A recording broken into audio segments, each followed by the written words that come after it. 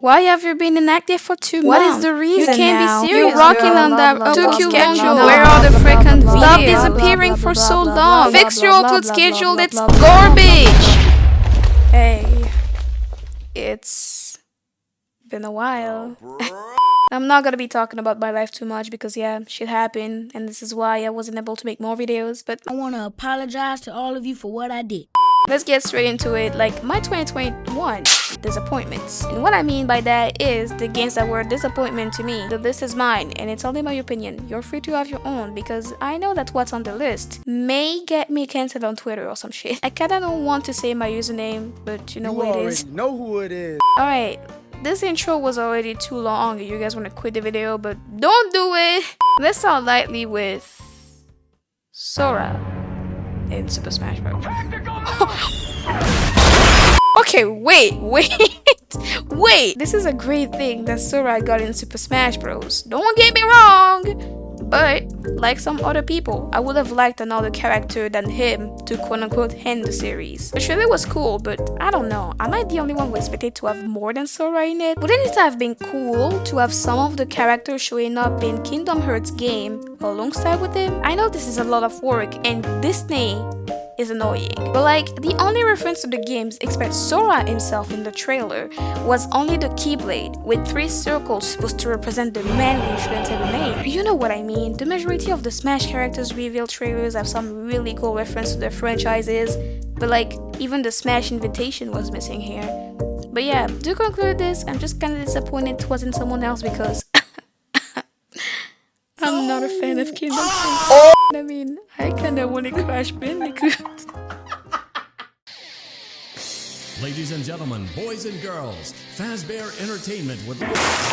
This one got a lot of changes by the start of 2022, but I can't not talk about it. Alright, FNAF Security Breach was probably for a lot of fans a bad rush game that should have taken more time to get finished. And for me, well, the game felt pretty far away from what FNAF originally is, you know what I mean? Little bit of change is good, but this felt really far away from what we've been having. The lore related to the past games was almost not present during the whole game. There's only a few places being related to FNAF 4, Sister Location, FNAF 1, aka the best, and the VR. I'm not gonna be talking about all the glitches and how this game was absolutely broken before 2022, because there's already tons of people who did it before me. But that played a massive role in the gameplay. The gameplay was okay, to say the least. Getting it to 3D to navigate faster and have access to other parts of the game is really cool. But we're talking about a FNAF game here. I may be annoying, but am I the only one who got bothered by the fact that the cameras are completely useless in this game? I mean, they appear to be useful like 1 or 2 times during the whole 10 hours of gameplay, but besides that, you absolutely don't need to use the cameras, and that's what kinda let me down. The cameras in the FNAF franchise are such a huge deal that it can't be ignored anymore, and thus, they could have been a really useful tool in Security Breach. Telling the player where to actually go in this immense map would have been really cool in my opinion. Just that they didn't want to expand their utility further than that though. And also, it's probably counted as a glitch, but the animatronics not being able to catch you when you're standing on the table is ruining the immersion. Like, the game does not feel scary at all. But yeah, that was my opinion on this game. It's still a good game though, especially that it's now playable with all the patches.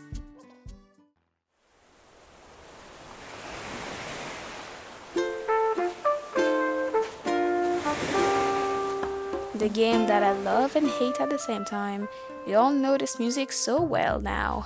No, but seriously, how many hours you got in New Horizons right now? I'm curious. What are you doing? This came out in 2020. First, I'm a YouTuber. I don't make sense. And second, I'm not here to talk about the base game, no. I'm here to talk about the DLC that came out in 2021. First, can we talk about the OST this DLC gives us?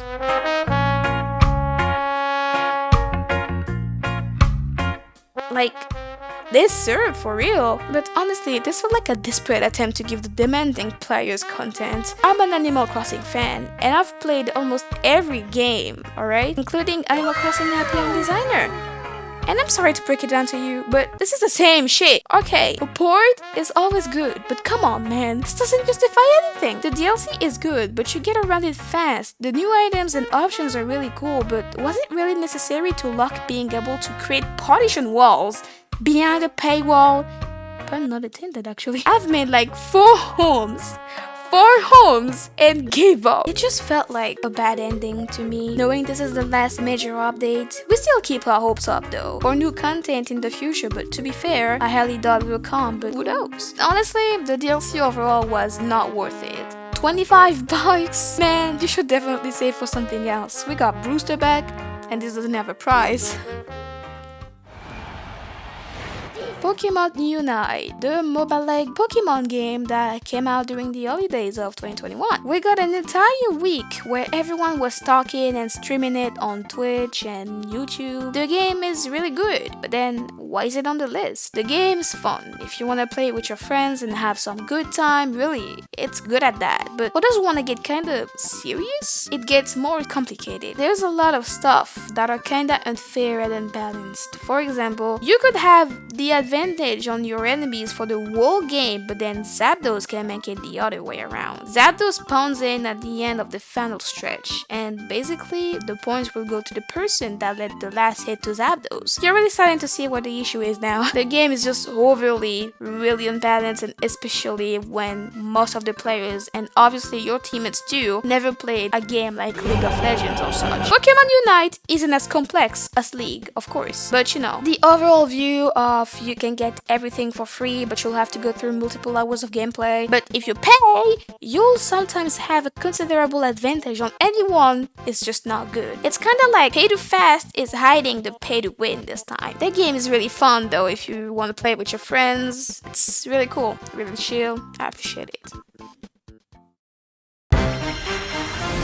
Welcome to this wonderful world of wonders. Oh my god, bro. Oh, hell no, man. What the Oh my god, this game. Oh yes, how can I not talk about El Famoso Balan Wonder World? Honestly, this game is probably the reason why this video exists and why I had the idea to make that. Knowing that I paid the game like 40 euros, the game is just so bad. Like, I'm still shocked at the fact that you don't have the option to jump when you're using some of the special powers. Like, hello, I thought this was basic game design, especially for a platformer game. Anybody who's been into game designing is probably crying just looking at the gameplay right now. And it's honestly a shame. The game was cool. Well, at least the characters and the arts do. This game was created by Yuji Naka. The man was a huge deal during my childhood alongside with Shigeru Miyamoto. Yuji was one of the creators of Sonic, so I was quite interested in the game. I've never been so disappointed at something in a long time. Around the gameplay, the story, and what was on my screen. Like, I don't even know what's going on there. And not to talk about the animations. It felt like a Sonic adventure and Sonic 06. Some of you will know what I'm talking about and the others are completely lost, but don't worry. They have the man in a costume syndrome, and Lord knows how bad it looks when you're trying to use motion capture to animate cartoon looking characters. It never turns out great, alright? But yeah, the game was a huge scandal that even Yuji retired himself from Square after the huge shitstorm this game took. And I mean, I still can't fucking believe this is a released game, honestly, I don't. You can't even play the demo yourself and notice how slow and bad this is. Well, kinda not necessary knowing that the video is almost over now. I'm just gonna talk about my games that I heard but not played them personally. Okay, so GTA Trilogy. This shit was so popular on my Twitter feed, and it wasn't for good reason. The game came out being super glitchy and broken. Hopefully they fixed it. But come on, man, how can you commercialize this shit, dog? Because I myself was ready to buy it too. eFootball 2021. This is the same as GTA Trilogy, and oh my god, I can't believe that this game, after Balan Wonderworld, being the worst game ever created. Like, this game was so popular for being bad and awfully buggy. Like, I don't know. Just look at that, dude. That doesn't look good. I don't know. Y'all don't test your games before actually releasing them. The hashtag FixPS was actually pretty funny to witness on Twitter and YouTube though. 10 out of 10. Well, I think I've said enough for this video. I should stop here before I actually get myself into trouble. Thank you so much if you watched till the end. Don't forget to like and subscribe if you enjoyed it, and only if you enjoyed it. I'll see you on the next one that is probably coming soon. I don't really know. I can't fix my upload schedule yet. But yeah, eat healthy, drink water, and take care. Kisses, kisses. Mwah.